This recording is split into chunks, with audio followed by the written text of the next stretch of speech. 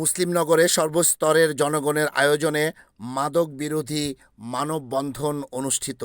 মঙ্গলবার বাদ আসর ফতুল্লা থানার এনায়েতনগর ইউনিয়নের এনায়েতনগর এতিমখানার সামনে ফতুল্লা থানা স্বেচ্ছাসেবক দলের আহ্বায়ক কমিটির সদস্য মোহাম্মদ মোক্তার হোসেনের সভাপতিত্বে মাদক বিরোধী মানববন্ধন অনুষ্ঠিত হয়েছে।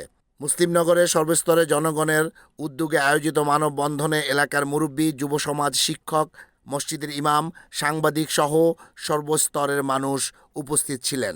এই সময় উপস্থিত বক্তারা বলেন, মাদকের ভয়াল আগ্রাসন থেকে যুব সমাজকে রক্ষা করতে হলে আমাদের ঐক্যবদ্ধভাবে প্রতিরোধ গড়ে তুলতে হবে। এ সময় আরও বক্তব্য রাখেন মুসলিমনগর কেন্দ্রীয় জামে মসজিদের ইমাম মুফতি মুসা নেসারি, আব্দুর রব মাতবর, মোহাম্মদ নাসির মিয়া, ডাক্তার জয়নাল নাসির মিয়া, আব্দুল মালেক, বিএনপি নেতা সেলিম জাবেদ, সাইদুর রহমান সাইদি, আশাস নেতা রকি সহ স্থানীয় সামাজিক নেতৃবৃন্দ।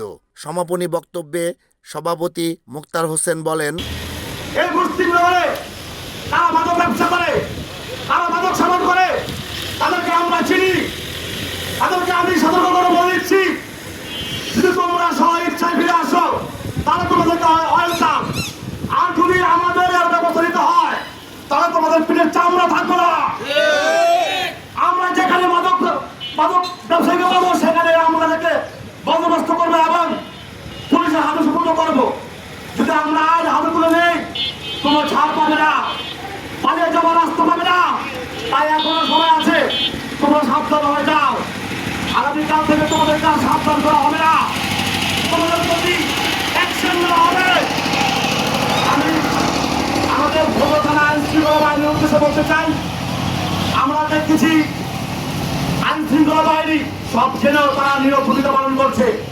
তাদের প্রতি প্রশ্ন, কেন এই নীরব ভূমিকা? আমরা আইনের লোক হয়ে আমরা জানি আমাদের প্রধানমন্ত্রী জনাব তারেক রহমান আইনের হাতে সমস্ত ক্ষমতা অর্পণ করে দিয়েছেন। এই মাদকের বিরুদ্ধে আপনারা অ্যাকশন নেবেন, ব্যবস্থা নেবেন।